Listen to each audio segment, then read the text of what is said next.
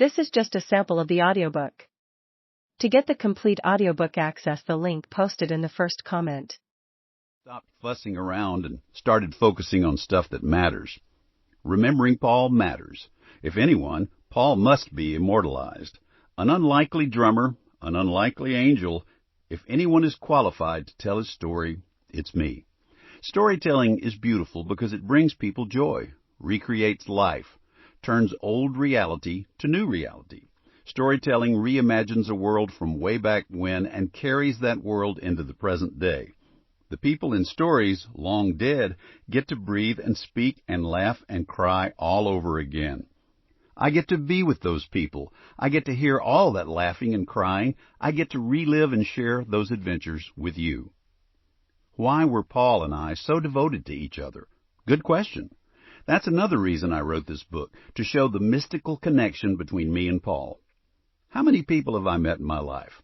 Hundreds of thousands, maybe even 1 million.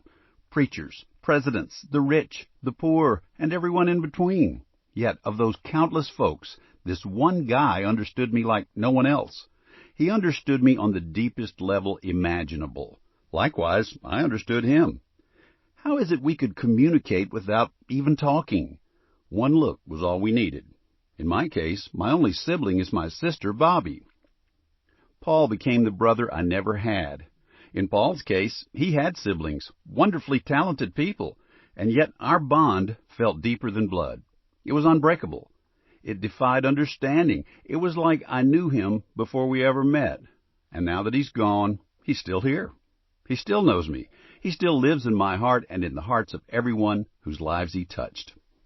Another thing about Paul, I owe him big time. The man saved my life more times than I can remember. He did so out of brotherhood. He became my drummer and made a decent living, but hell, if he had stuck to the life he'd been living before he bumped into me, he'd have been a billionaire.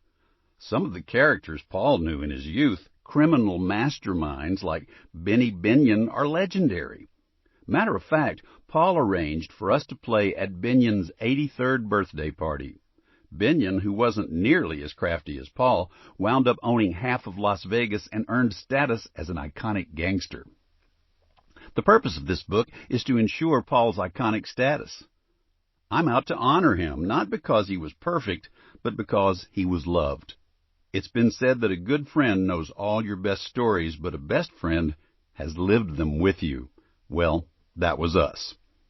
Picture a towering, larger-than-life human being, a fearless man who for decades, single-handedly, protected me and my band of wandering minstrels from a world that wasn't quite ready for us. In every unsteady situation, Paul stayed steady. Paul stayed strong. In the Willie Nelson family, he stood in the center. He was the papa bear, the big brother, the wise uncle, the money man, the bag man, the deal maker, the sharpest shooter, and the kindest heart. Let me start off with a story. Memphis, 1977. The 16th of August. Elvis had just dropped dead, and the news swept across the country like wildfire. We were playing Memphis's Mid-South Coliseum, one of the city's biggest venues. Because of Elvis's sudden passing, I was in shock. I'd been an Elvis fan ever since I was a DJ in the 1950s, spinning his first hits on KVAN up in Portland and Vancouver.